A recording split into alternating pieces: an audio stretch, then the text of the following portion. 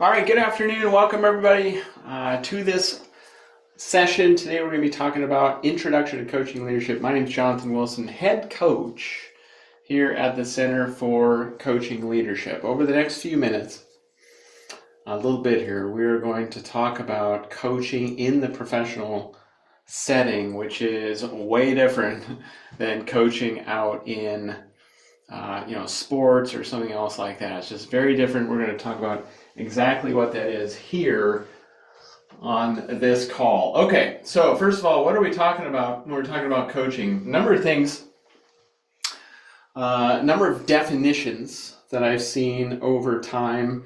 Some of these I think, better than others. We have our own here at the center definition that is when we're talking about coaching leadership. Let's take a look at a few of these here. John Whitmore, he's like a long time in the field coach, maybe the OG coach out there. What does he say? Unlocking people's potential, right? Potential here to maximize their own performance. All right.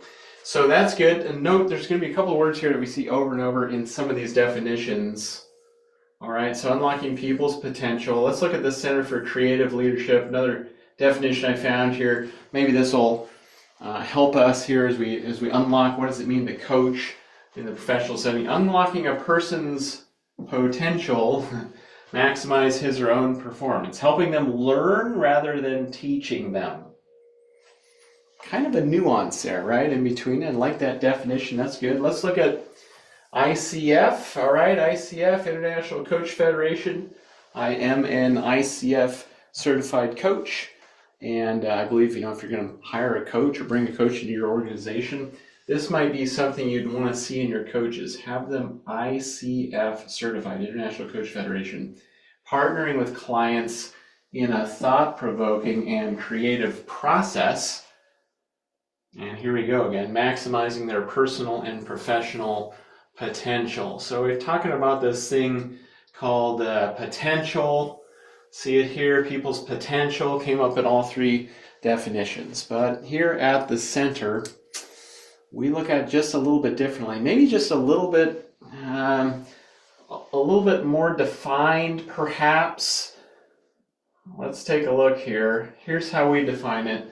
Very simply, a collaborative process of problem solving. Seems pretty straightforward, right? But there's a lot of detail here in the definition. So there's a couple things I want to draw your attention to in the definition. And indeed, a couple of things that when we're in the coaching, when we're doing that coaching thing at work, as opposed to being the boss and giving orders and doing all that sort of stuff, there's a difference there that we're getting after. And let's break this apart a little bit. Collaborative process of problem solving. The first piece of this is this word here, collaborative.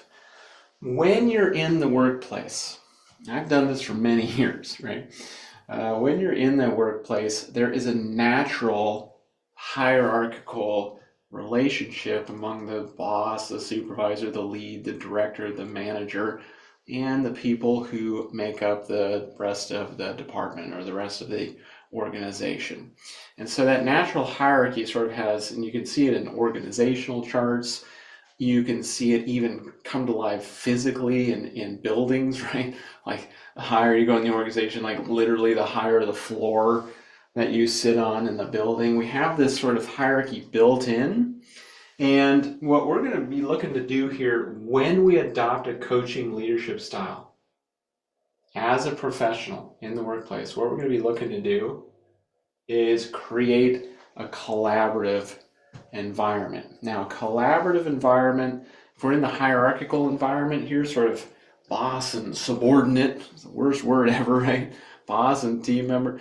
What we're going to be looking to do is level out that relationship. As the coaching leader, I don't want to be like up here in a hierarchical relationship. I don't want that to be the way that we interact, like the feeling behind how we interact. I want to level that out so it feels like we're more shoulder to shoulder working instead of me telling you what to do. And there's very good reasons we're going to be doing that. I'm going to share with you here in just a moment, okay?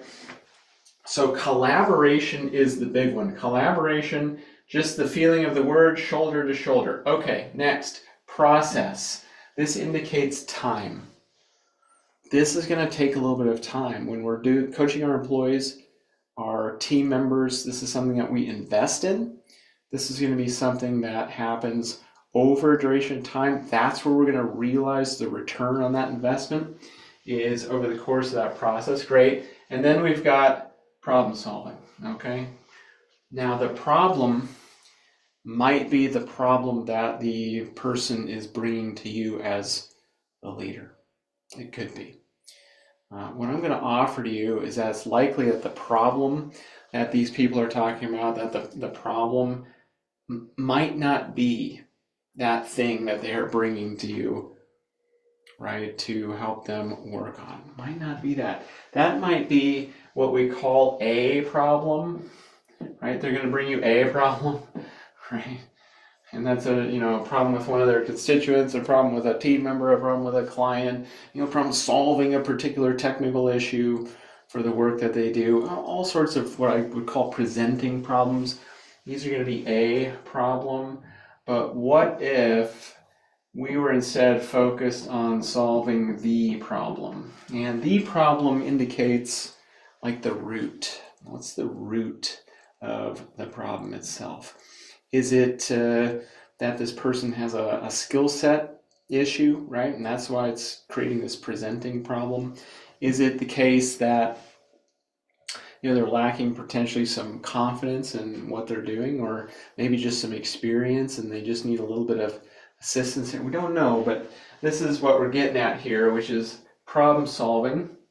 And what I'm going to offer you when we're talking about problem solving is the problems might be deeper or bigger or different than how they present from those beautiful team members that we have. All right, what are we trying to do here? Let's say that we set up this collaborative process of problem solving, okay?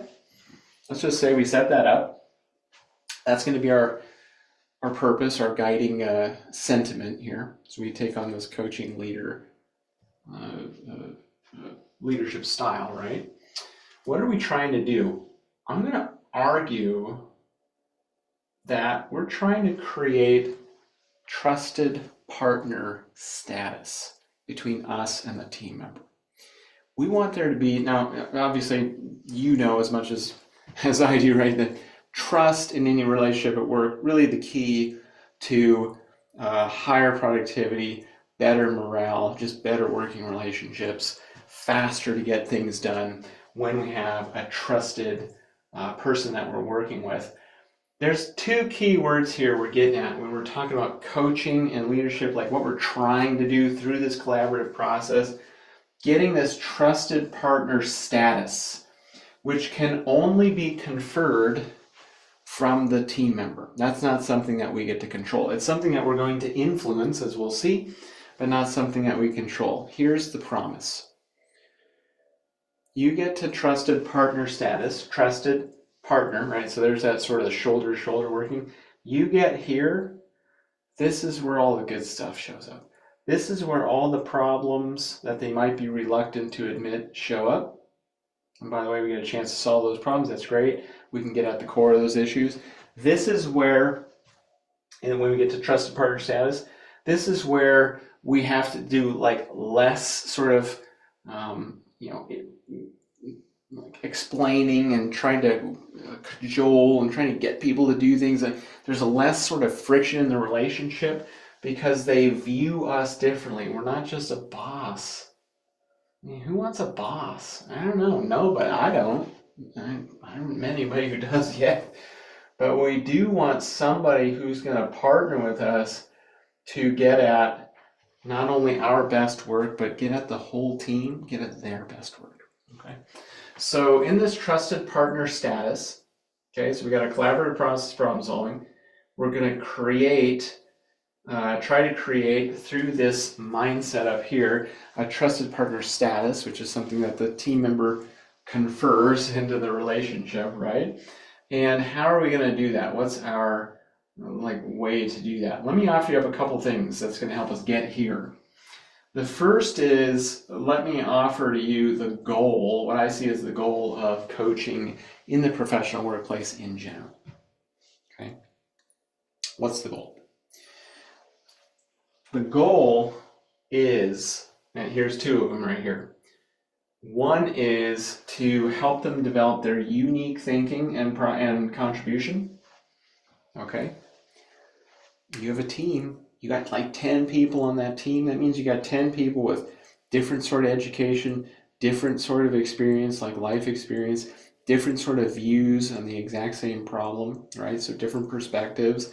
This is where all the small I sort of innovation comes from, is when people bring that unique thinking to bear on the problems that we're facing as a team.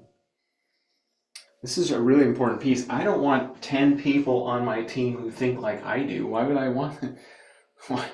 I'm like robbing us of the opportunity to get at different, better answers for our constituents, for our clients, for our partners, right? And so what I'm looking for is to help them develop their own unique thinking and their own contribution. What's that going to look like? This is what we're going to be doing. This is the goal of coaching, right? Next, goal of coaching. Just add it here, goal of coaching, okay? Next, we're trying to incentivize them to own the problem, own the problems. I hear this all the time. I teach workshops almost every single week across the United States and Canada on leadership and project management, and what I've seen from when I talk to the leaders I talk to is they want their team members to own the problem. And I think what we mean by that is they want them to like be responsible, take responsibility, take accountability for the problem, like whatever that is, the solution, the implementation, and the follow-up, right? Those 4 phases of the problem. So we do all that, and what I'm going to offer to you is that we, as leaders, when we're not doing this coaching thing, one of the things that we do is we strip away that ownership through our good intention. Through our good intention, we strip it away. How do I know that? Here's what happens. I've worked with thousands of leaders now at this point, so you can tell me if this is true for you, okay?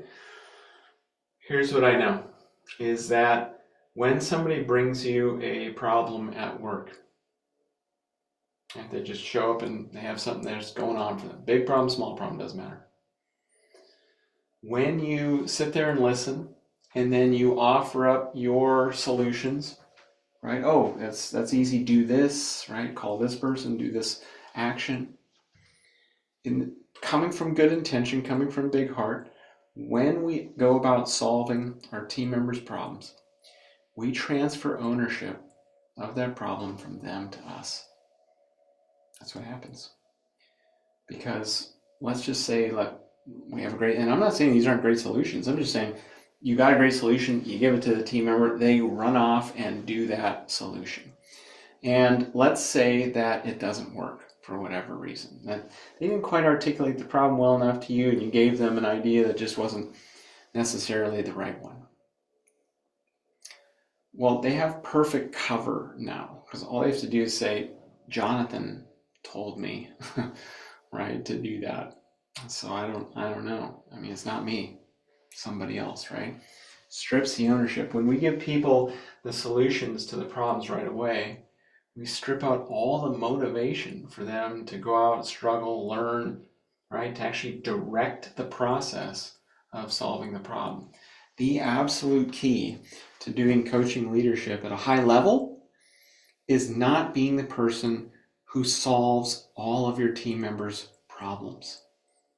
We need to do something else, right? And we'll see what that is here as we go. Okay, so that's the goal. 2 goals: develop their unique thinking and incentivize them to own the problem. What is going to be the strategy? If that's the goal, what's the strategy to get us to the goal? 3 things. What the coaching leader is going to focus on, the 3 sort of core strategies are building capability, in our team members, building confidence in our team members, and building capacity. And as a primary strategy, as the 3 primary strategies, and there will be other ones too, but these are going to be the base 3. What we're doing here is we're building capability. What are we talking about? Just talking about the sum total skill sets for getting things done.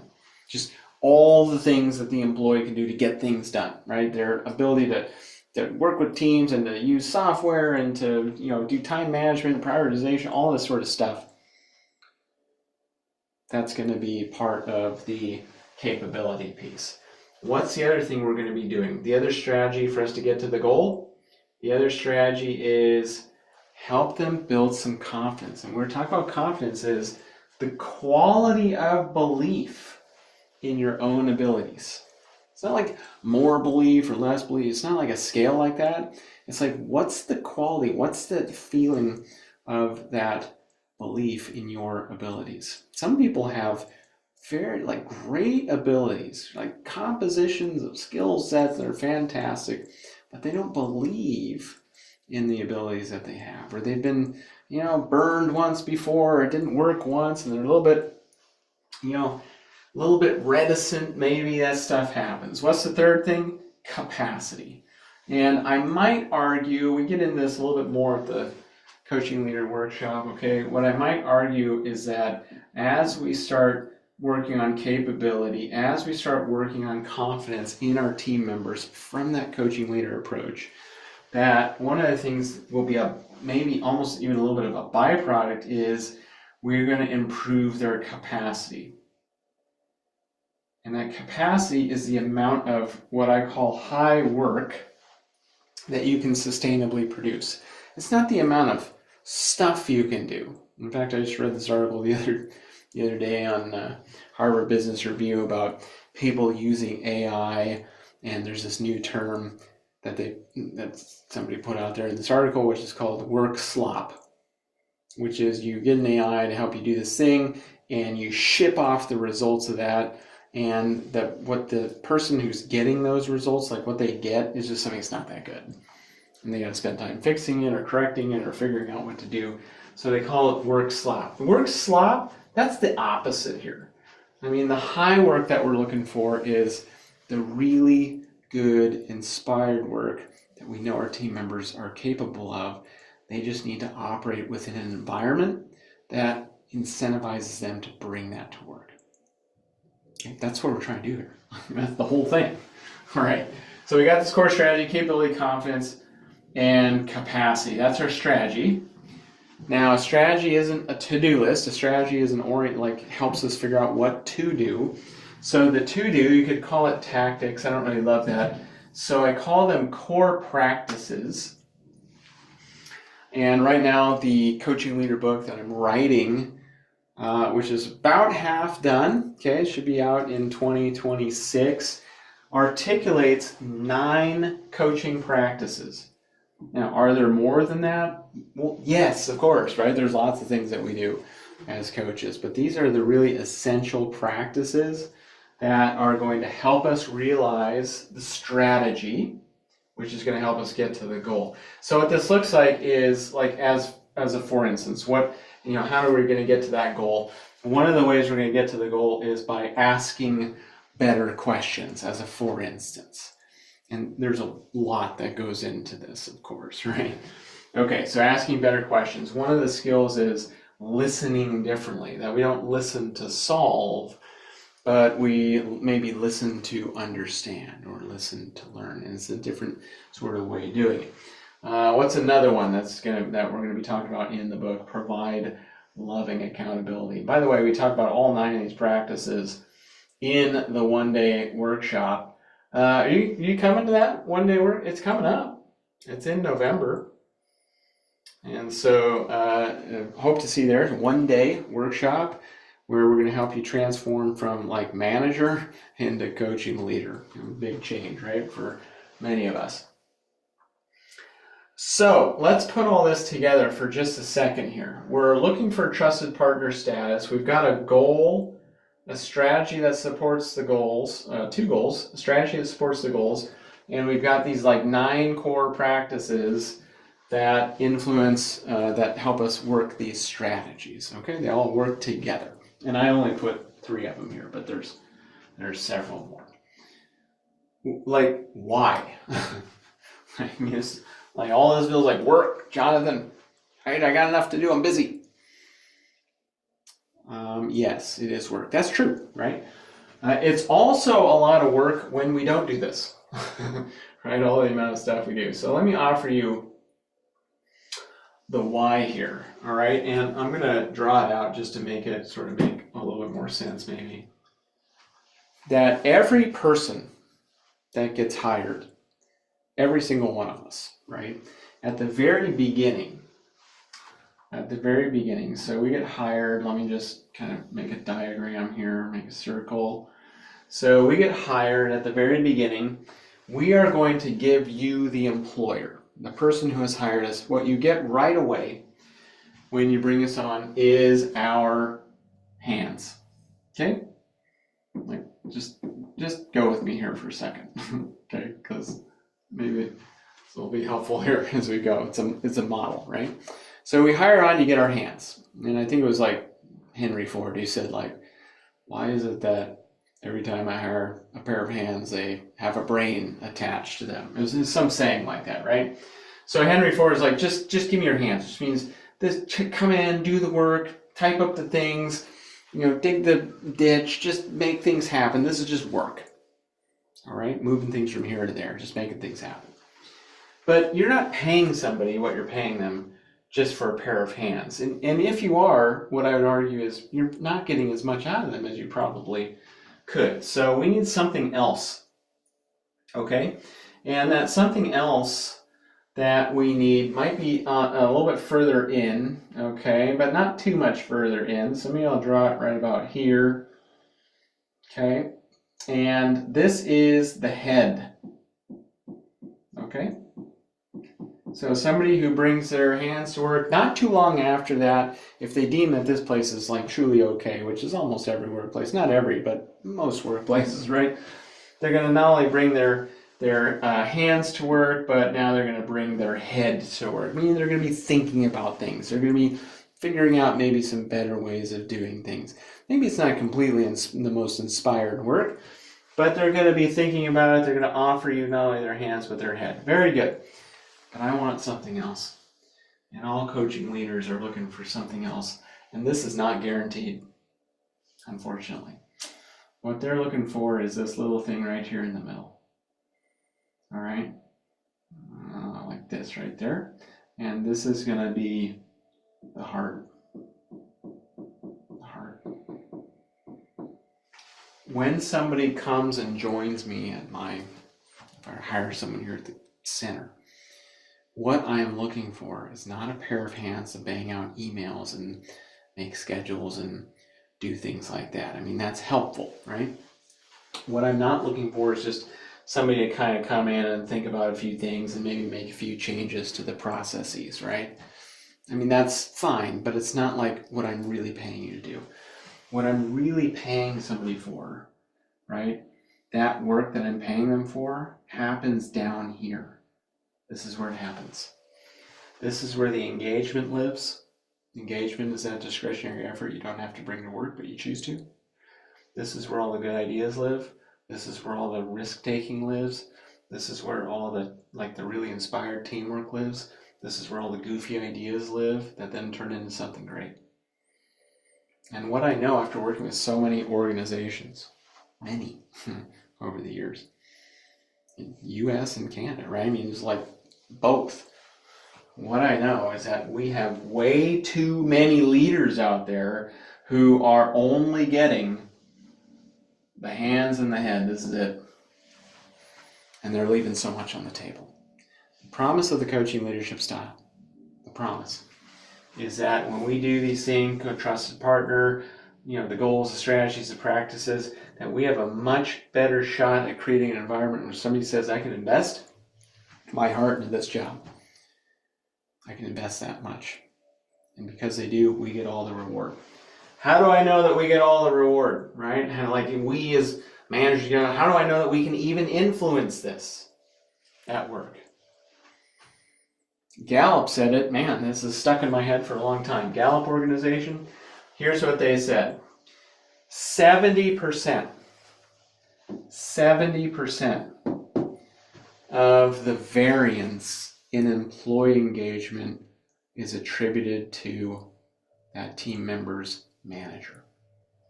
70%. So you have a real influence over this stuff. Okay. There you go. So where do you start? Let's imagine okay, I've got you, right? You're like, okay, I'm intrigued, Jonathan, right? I'm all interested. But this feels like a lot. Where do I get started? Here's where you start. Okay. Here's where you start. I'll just give you one, right? And see what we can make of it here. Okay, so where do you start? Number one, I would say the very beginning, the tool of the coaching leader. Probably the primary tool is the question. Okay. So what I'm going to encourage you to do is, can you ask a higher quality question? And the answer is yes. And this is really tricky, right? We think it's one of these things we think is easy, but it's actually really tricky. So here's what it looks like. When we're asking a higher quality question, number one, only one question at a time. So sometimes we ask a question, then we provide a little bit of commentary or some thoughts, and then we rephrase the question, and then we ask a second question or a third.